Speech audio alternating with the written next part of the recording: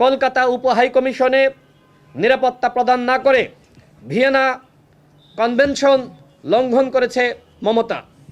তিনি উপহাইকমিশনের কর্মকর্তাদের নিরাপত্তা প্রদানে পুরোপুরি ব্যর্থতার পরিচয় দিয়েছেন।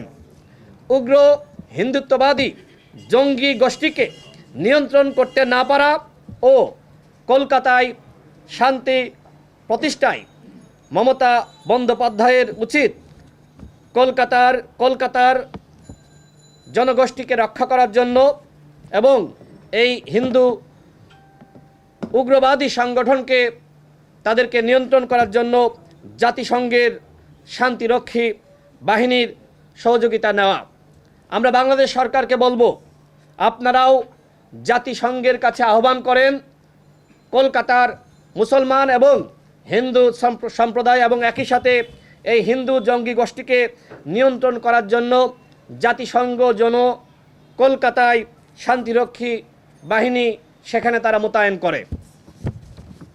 ভারতের গণমাধ্যমে বিজেপি সরকারের পৃষ্ঠপোষকতায় সংখ্যালঘু নির্যাতন ও আইনজীবী সাইফুল ইসলামের হত্যাসহ নানান ইস্যুতে গুজব ছড়িয়ে বাংলাদেশের ভাবমূর্তি ক্ষুণ্ণ করা হচ্ছে। অথচ বাংলাদেশের মানুষ ভালো রয়েছে, এখানে কোনো ধর্মীয় সাম্প্রদায়িকতা ও বাংলাদেশের মানুষের মধ্যে কোনো ধরনের মারামারি হাঙ্গামা লক্ষ্য করা অতীতেও যায়নি, এখনো যাচ্ছে না। এলো ভিশন মুশকিল আসান অফার। যে কোনো ব্র্যান্ডের পুরনো ফ্রিজ নিয়ে চলে আসুন ভিশন শোরুমে আর নিয়ে যান নতুন ভিশন ফ্রিজ 20% পর্যন্ত ছাড়। মুসলমান, হিন্দু, বৌদ্ধ, খ্রিস্টান সহ বাংলাদেশের সকল ধর্মের মানুষ দীর্ঘদিন ধরে সম্প্রীতি ও শ্রদ্ধা বজায় রেখে জীবনযাপন করছে। গত অক্টোবর মাসের শেষ দিকে ভয়েস অফ আমেরিকা তারা একটি প্রতিবেদন প্রকাশ করেছে, আপনারা সকলে দেখেছেন। তারা একটি জরিপ প্রকাশ করেছে, সেখানে উল্লেখ করা হয়েছে আওয়ামী লীগের সরকারের তুলনায় অন্তর্বর্তীকালীন সরকারের আমলে সংখ্যালঘুরা ভালো রয়েছে এবং তাদেরকে বেশি নিরাপত্তা নিশ্চিত করা হয়েছে। এছাড়া রাষ্ট্রদ্রোহিতার মামলায় সম্মিলিত সনাতনী জাগরণ জোটের মুখপাত্র চিন্ময় কৃষ্ণ দাস ব্রহ্মচারীকে গ্রেপ্তারের পর জামিন না দেওয়াকে কেন্দ্র করে গত 26 নভেম্বর তার ভক্ত এবং অনুসারী ইসকন সদস্যরা চট্টগ্রামের আদালতে অবস্থিত মসজিদে হামলা করেছে এবং একজন সরকারি সহকারী কৌশলী এপিপি সাইফুল ইসলাম আলিফকে কুপিয়ে হত্যা করেছে, তাকে জবাই করে হত্যা করেছে।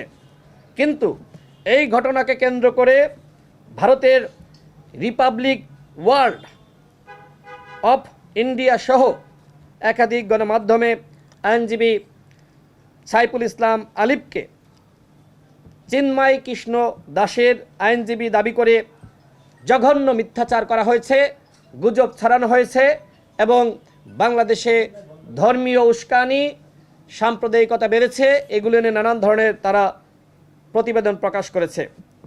ভারতীয় মিডিয়ায় এসব কর্মকাণ্ড মিথ্যাচার এবং নির্লজ্জতার সীমা অতিক্রম করেছে।